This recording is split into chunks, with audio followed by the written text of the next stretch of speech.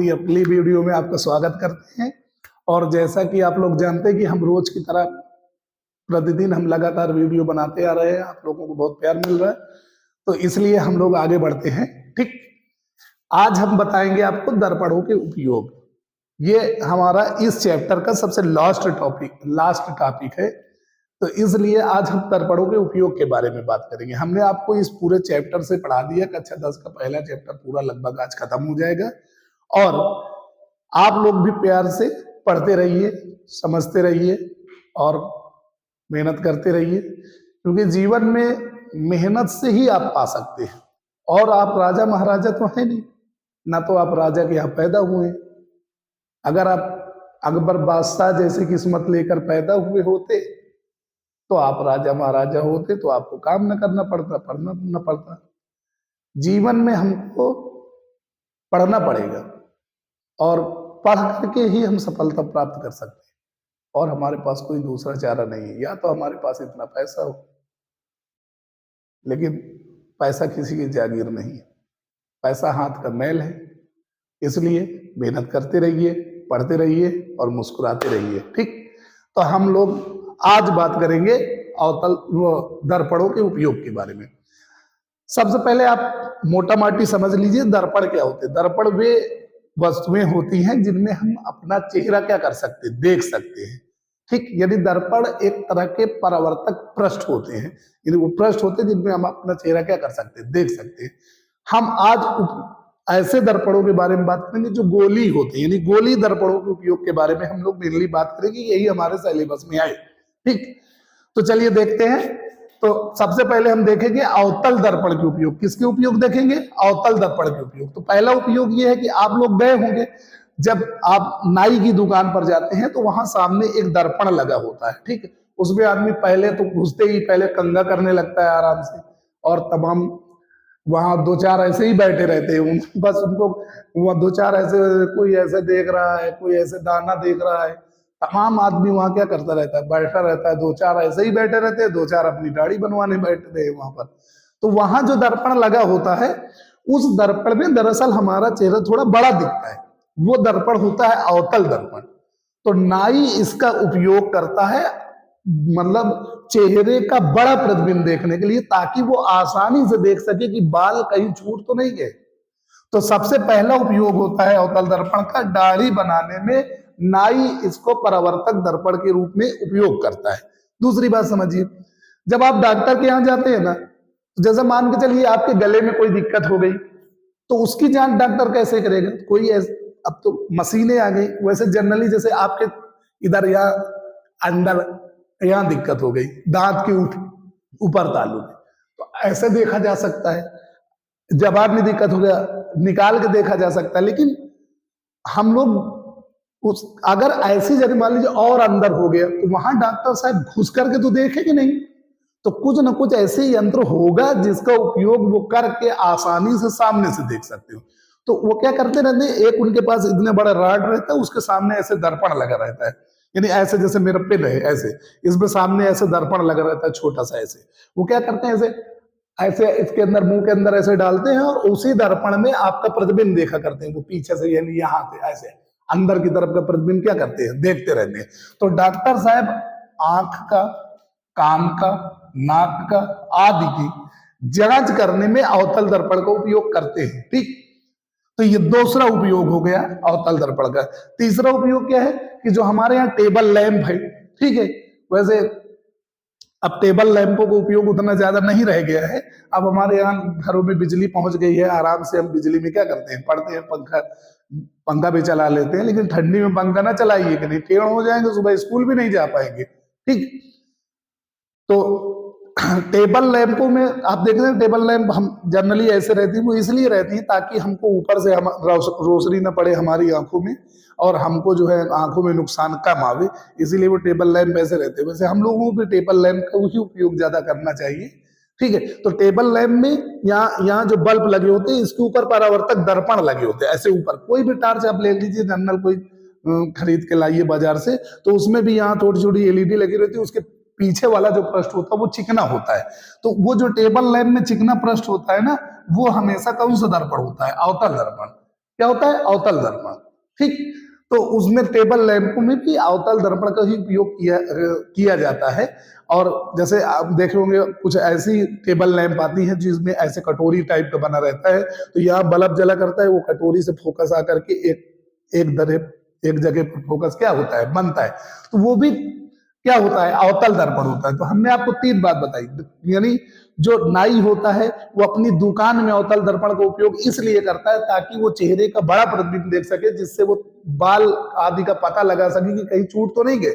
दूसरा, डॉक्टर गला की, नाक, कान आदि की जांच करने के लिए छोटे छोटे दर्पणों का रॉड में दर्पणों को लगा करके उनमें अंदर प्रतिबिंब क्या करता है? देखता है। उसके बाद टेबल लैंप जो होती है, जो पढ़ाई करने के लिए स्पेशली आती है या ऑफिशियल वर्क करने के लिए शाम को जिसमें हम जलाते हैं, तो वो हमारी आंखों में रोशनी आएगी। नॉर्मल बल्ब से हमारी आंखों में रोशनी आती है, जिसके कारण आंखें हमारी खराब हो सकती हैं, तो टेबल लैंप का उपयोग किया जाता है। उस टेबल लैंप में अंदर जो परावर्तक दर्पण लगा होता है वो भी कौन सा दर्पण होता है? अवतल दर्पण होता है।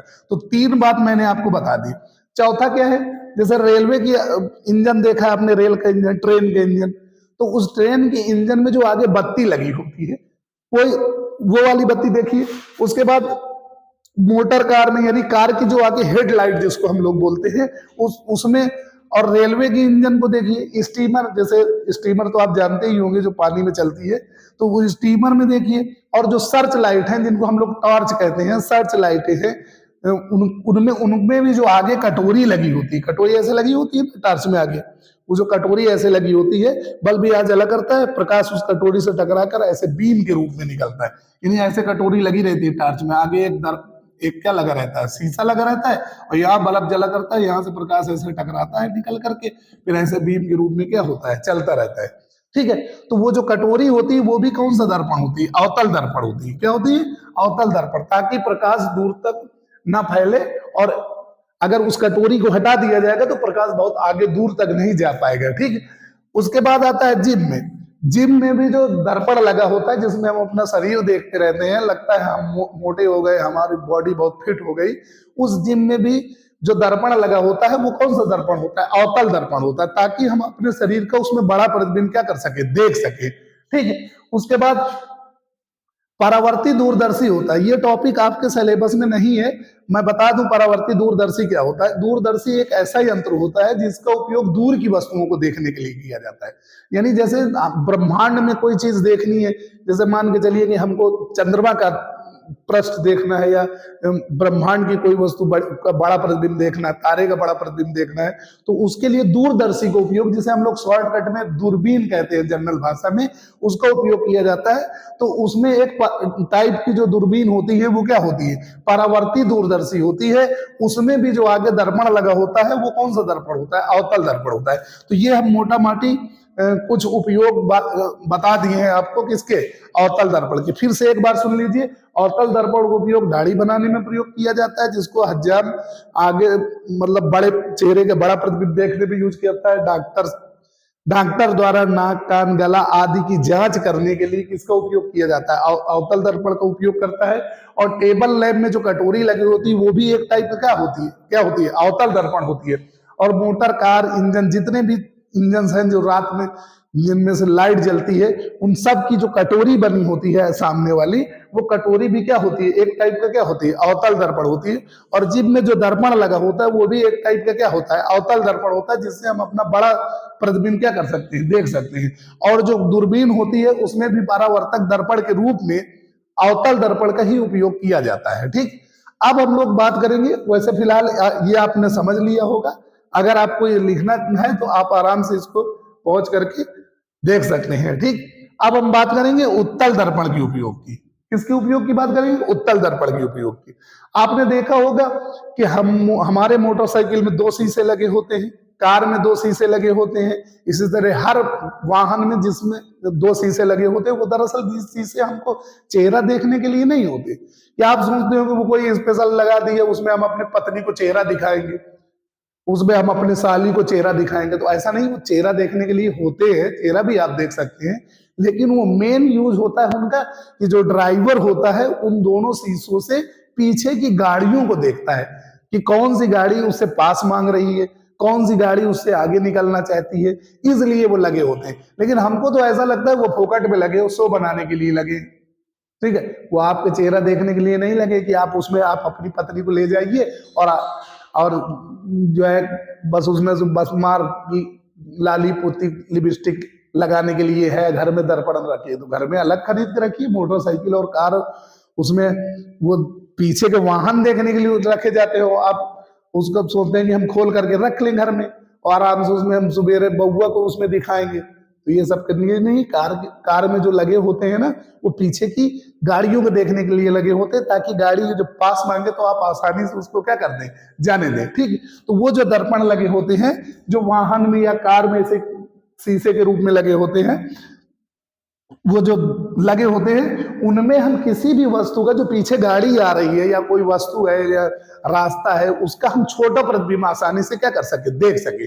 तो मेनली अवतल दर्पण का उपयोग उन चीजों को देखने के लिए किया जाता है जिनका छोटा मतलब प्रतिबिंब क्या करना होता है, देखना होता है। तो पीछे के वाहन देखने के लिए ट्रक, मोटरसाइकिल, बस में आदि में क्या होता है, उपयोग किया जाता है। अब ट्रेन में ना देख लीजिए कि वहां पीछे से गाड़ी आती हो तो ट्रेन में भी लगा होगा, तो ट्रेन में लगाओ या ना लगाओ उससे कोई फर्क नहीं पड़ता, क्योंकि ट्रेन के बाजू में कोई ऐसे थोड़ी चली जाएगी ट्रेन, बस चल दी ट्रेन बाजू से चल बिना पटरी की थोड़ी चली जाएगी। और जो पटरी से जाएगी तो उनका ट्रैक फिक्स होता है, तो ट्रेन में लगाने की कोई जरूरत नहीं है, समझ रहे।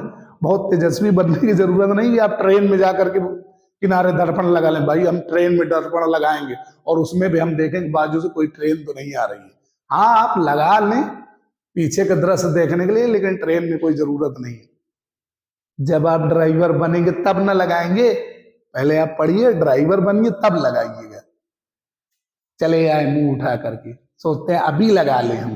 चलो आगे देखो, ठीक। सड़क पर जो लैंप लगी होती है, जिसको हम स्ट्रीट लाइट कहते हैं, उसमें भी जो दर्पण लगा होता है वो परावर्तक दर्पण जो होता है। जैसे मान के चलिए स्ट्रीट लाइट लगी है, तो लाइट लगी है तो उसमें छोटे छोटे बल्ब लगे होंगे, और उसमें जो पीछे की तरफ चिकना वाला पार्ट होता है वो एक टाइप का उत्तल दर्पण होता है, जिसके द्वारा जब प्रकाश यहां से आता है तो ऐसे फैल करके पहुंचे। जैसे कि मैंने यहाँ पर आपको बताया है कि जो टेबल लैंप होती है या जो सर्च लाइटें होती है, इनमें आगे जो कटोरी लगी होती है, उसका मेन पर्पज यही होता है कि वो प्रकाश की किरणों को समेट करके आगे बीम के जैसे भेजे, यानी ताकि प्रकाश दूर तक बिखरे ना। लेकिन यहाँ पर जो लगी होती है टेबल लैंप, उनका मेन उद्देश्य होता है कि प्रकाश दूर तक जाए या ना जाए, इससे कोई फर्क नहीं पड़ता, लेकिन वो जो प्रकाश है वो दूर तक फैले ताकि रास्ता लोगों को दिखाई दे। तो इसीलिए सड़क पर जो मतलब स्ट्रीट लाइट लगी होती है, उन पैनलों में ऊपर की तरफ कौन सा दर्पण लगा दिया जाता है, उत्तल दर्पण लगा दिया जाता है। क्या लगा दिया जाता है, उत्तल दर्पण लगा दिया जाता है। और उत्तल दर्पण का उपयोग छोटा प्रतिबिंब देखने के लिए, किसी भी चीज का छोटा प्रतिबिंब, जैसे अभी मैंने ये वाले में बताया है कि वाहन का दृश्य देखने के लिए किसका उपयोग किया जाता है, उत्तल दर्पण। तो वाहन के दृश्य देखने के लिए जो साइड में मिरर लगा होता है, जो ड्राइवर के बाजू में लगा होता है, उसका उपयोग वाहन पीछे के देखने के लिए किया जाता है, पीछे के पास देखने के लिए किया जाता है। इसीलिए जो है ये जो दर्पण होता है उत्तल दर्पण, ये छोटा प्रतिबिंब देखने के लिए उपयोग किया जाता है, ठीक। तो आप लोगों ने बहुत अच्छे से समझ लिया होगा दर्पणों का उपयोग। एक बार मैं और मोटा मोटी आपको बता दे रहा हूं। सबसे पहले नाई दाढ़ी बनाने में चेहरा देखने के काम में लाता है, और डॉक्टर नाक गला आदि का जांच करने में काम लाता है। टेबल लैंपों के परावर्तक दर्पण के रूप में उपयोग किया जाता है। सर्च इंजन, मोटरसाइकिल आदि की हेडलाइट में परावर्तक दर्पण के रूप में अवतल दर्पण का उपयोग किया जाता है। और जिनमें बड़ा चेहरा देखने के लिए, बड़ी बॉडी देखने के लिए हम क्या करते हैं, परावर्तक दर्पण के रूप में अवतल दर्पण का उपयोग करते हैं। और परावर्ती दूरदर्शी में भी अवतल दर्पण का क्या किया जाता है, उपयोग किया जाता है, ठीक। और उत्तल दर्पण के मेन उपयोग मैंने आपको लिख दिए, बस इतने ही इंपॉर्टेंट है। बाकी उपयोग तो दैनिक जीवन में बहुत सारे हैं, मैं पूरी नहीं बता सकता आपको। वाहनों का दृश्य देखने के लिए जो साइड मिरर होता है उसके रूप में अवतल दर्पण का उत्तल दर्पण का उपयोग किया जाता है। और सड़क पर लगी जो स्ट्रीट लाइट होती है उसमें भी परावर्तक दर्पण के रूप में उत्तल दर्पण का उपयोग किया जाता है। तो ये बात आपकी रही, आपको याद हो गया होगा। जाहिर सी बात है हमारी वीडियो को प्यार मिलता रहा और आगे भी आप इसी तरह प्यार देते रहे। जब तक के लिए धन्यवाद।